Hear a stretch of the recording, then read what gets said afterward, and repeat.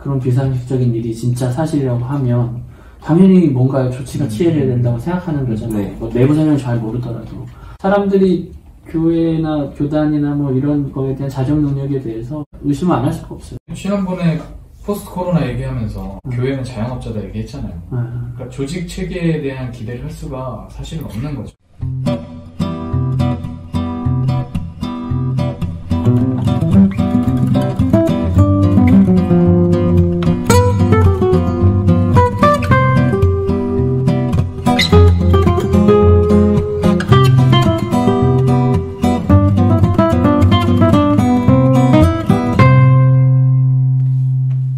어느 정도면 뭐 어쩔 수 없다 치는데 왜 이렇게까지 극단적인 사회가 나도록 냅뒀을까? 왜 이게 방치가 될까? 구조적으로 문제가 있는 거 아닌가요? 공개되어 있는 카톡 내용 같은 것들을 보면 굉장히 군사적이고 하이어라키가 분명하고 개념 없다라는 표현이 굉장히 쉽게 사용되더라고요. 그 안에서. 대회전화 쓰는 네. 뭐 어떤 분이 둘째 딸 아이가 생일이라서 집에서 음식을 해야 돼요 라고 얘기를 했는데 거기에 대해서 굉장히 강압적인 리더의 피드백이 날라오더라고요.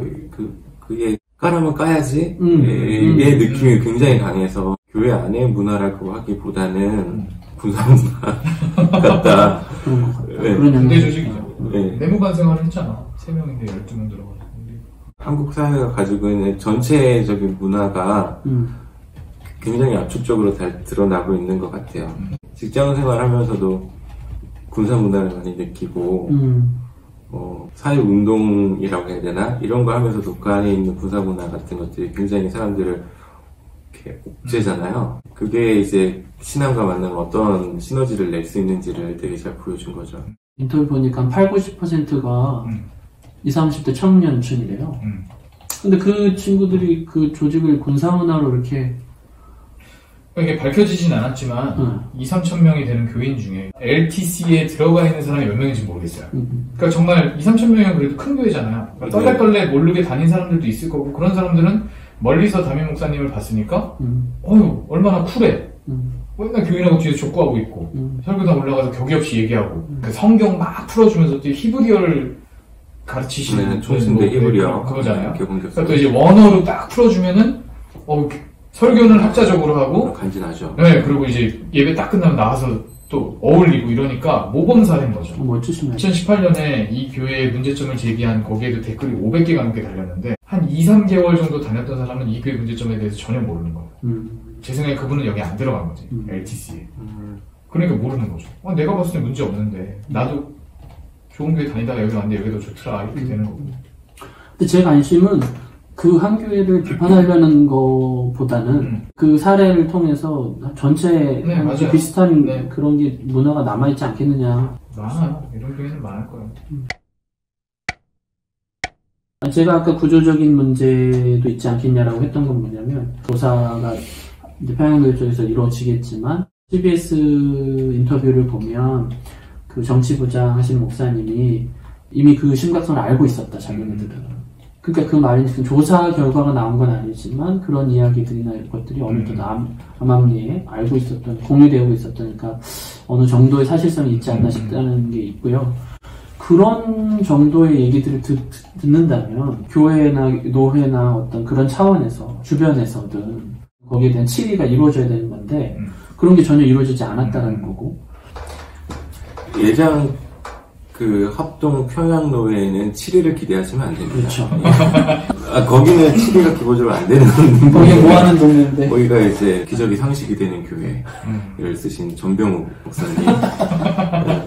네, 이제 제대로 처리가 되지 않았던 노회이기도 하고요.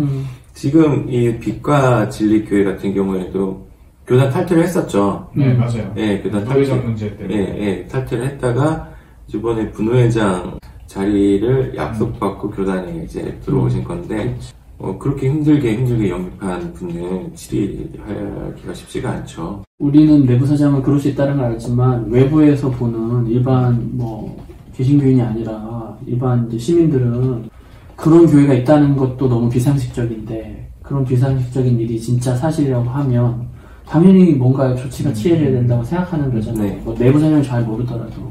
사람들이 교회나 교단이나 뭐 이런 거에 대한 자정 능력에 대해서 진짜 의심을 안 할 수가 없어요. 지난번에 포스트 코로나 얘기하면서 교회는 자영업자다 얘기했잖아요. 그러니까 조직 체계에 대한 기대를 할 수가 사실은 없는 거죠. 그리고 특히 장로교 같은 경우에는 지금 대한예수교 장로회라고 등록되어 있는 교단이 200개가 넘는단 말이에요.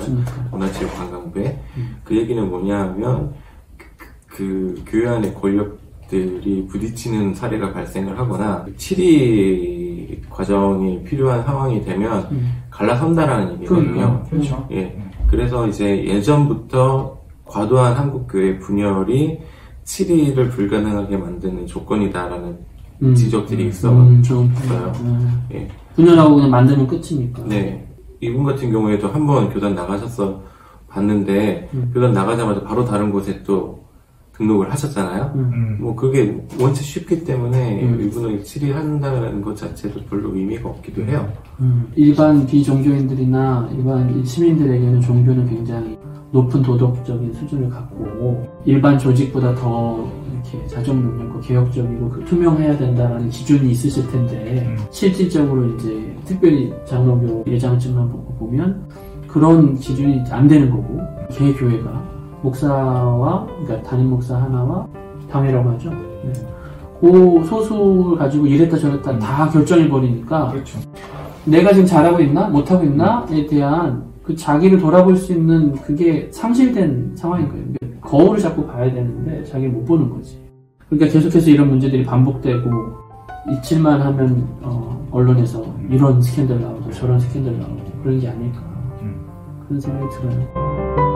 예수교 전반의 신학 교육과 신앙 훈련 형태의 패러다임 자체가 바뀌어야 되는 게 아닌가. 한국의 장로교가 유독 크고 특히 지적인 영역이 중요하고 의회 제도를 기반으로 하고 있는 개개인의 책임을 굉장히 강조하는 교파이기 때문에 문제가 생기게 되는 거죠.